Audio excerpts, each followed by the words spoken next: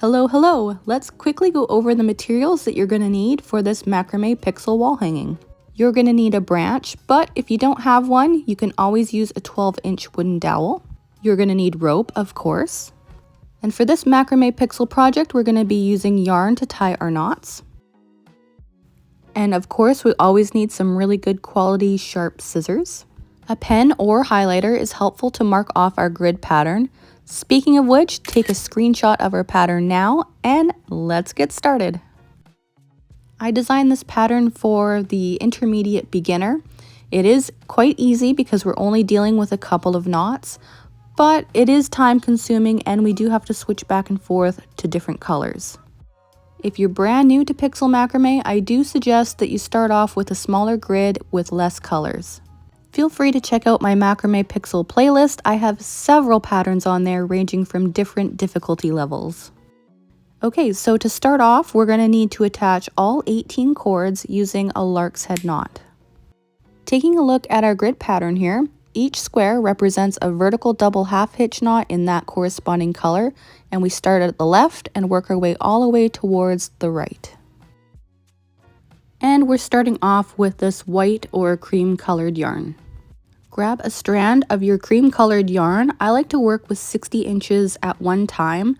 That is roughly about my arm span, and I find that length to work out perfectly. For this pattern, we're going to be tying our knots around each strand of rope. So grabbing your yarn, you're going to place it behind your first strand of rope with the short tail end on the left and the long on the right. You make a loop on your right, wrap your long tail end around and through the loop.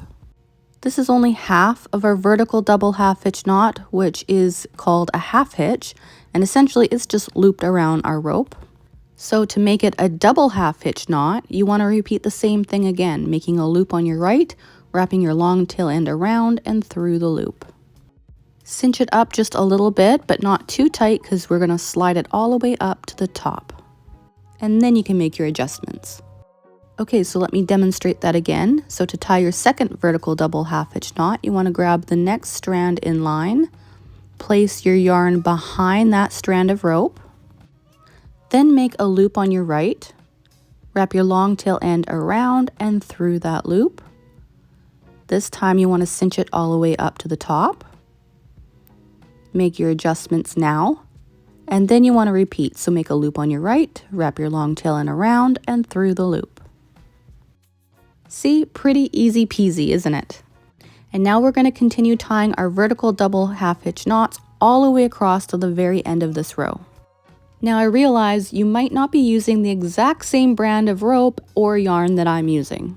So when shopping for your supplies, make sure that your yarn is half the diameter of your rope. Otherwise, your picture may distort. You want your knots to be as close to a square as possible, just like the grid. Okay, moving along to the second row. We went all the way across the top. Now we need to go back in the opposite direction. Working with the same strand of yarn that we did for the first row, you're going to place it behind your last strand of rope, bringing it over to the left. But this time we're going to make a loop on our left, wrap your long tail end around and through the loop. Cinch it up to the top, and then you want to repeat one more time, make a loop on your left, wrap your tail end around and through the loop. So it is the same thing that we did for the first row, only we're going in reverse. Now sometimes it can be a little confusing remembering which direction that we're going. What helps me to remember is that our yarn and our loop will always be on the same side of the direction that we're going.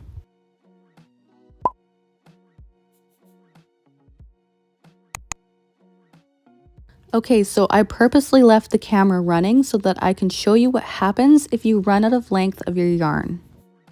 Okay, so grab your ball of yarn and snip off another 60-inch strand, which again is roughly my arm span.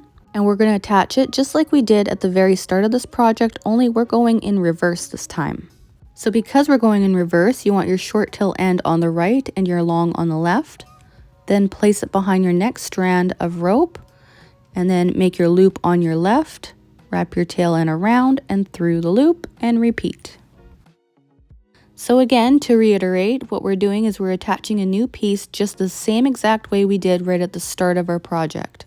But because we're attaching it on a reverse row, that means our short tail end will be on our right and our loop will be on our left. But if you ran out of yarn on the forward facing row, then it would be the exact same way as our very first knot. So just be very mindful of which direction you're going. And don't worry about those short tail ends at the back of your work. We will deal with those at the end of the project. Okay, so now that you have a fresh strand of yarn attached, we're going to carry on with our row working from right to left. Our third row is forward facing, and right around the middle point is where we get to add a new color.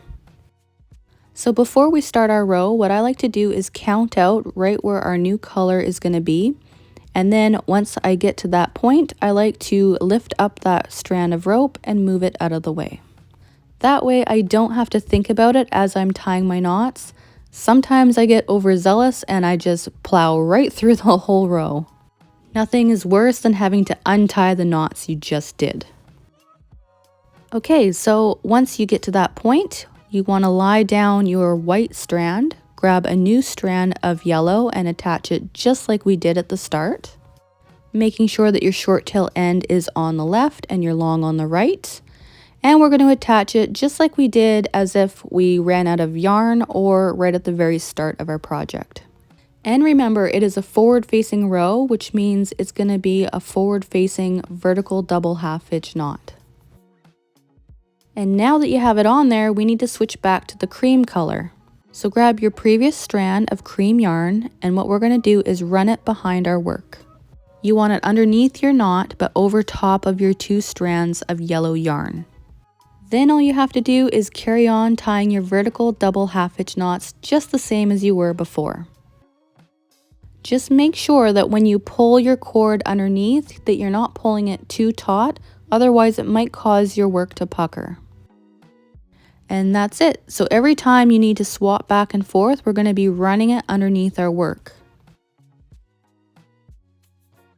So we're going to continue zigzagging all the way down our grid pattern, adding a new color as we need, and running our cords behind our work as needed as well. Once we work our way all the way down to the bottom of our pattern, I will show you two ways to finish off the back. There is a quick and easy way as well as a professional way, which is adding a backing and a signature. Both ways are totally acceptable, it just depends on what you want to do with your artwork. Okay, now that we're finished, you want to unpin it from your board and flip it around. And don't worry, cleaning up the mess on the back isn't nearly as time consuming as all those vertical double half-hitch knots. What I like to do is grab any two cords that are close together and tie a double knot and then snip off the excess strands of yarn. This is method 1. You are totally good to go to leave it as is and hang it up on your wall. This is great for smaller projects, but for larger ones, I like to move on to method number 2. To add a signature, you're going to need a permanent fabric marker. I bought this one off of Amazon and I'll leave the link for you in the description box. And you're also going to need fabric to write on. I am using ribbon that I bought at the dollar store. I feel like when you add your signature, it makes your artwork feel more like an official piece of art, and it makes it a little bit more special and authentic. Anyways, fold the raw edges over and give it a press. Place your artwork face down on your ironing board and then cut out a square of fusible fleece. You want to make sure that the sticky side is in contact with your art and then just give it a press. The iron heats up the glue, which then fuses it onto your artwork. Trim the ends of your signature backing just a little bit. You only really want a small fold which hides your raw edge. Now I attached mine with high tack, which is a fabric glue. You can use hot glue or super glue, but for this project I do prefer fabric glue. Glue your signature to the back of your work. I like to glue it at the bottom right corner, but of course you can glue it wherever you like. Then I like to weigh it down with a book, that way it doesn't curl back up as it's drying. This fabric glue is really quick to dry, so you don't need to leave it for very long. If you enjoyed this macrame pattern, please give it a thumbs up, and I'll see you in the next one.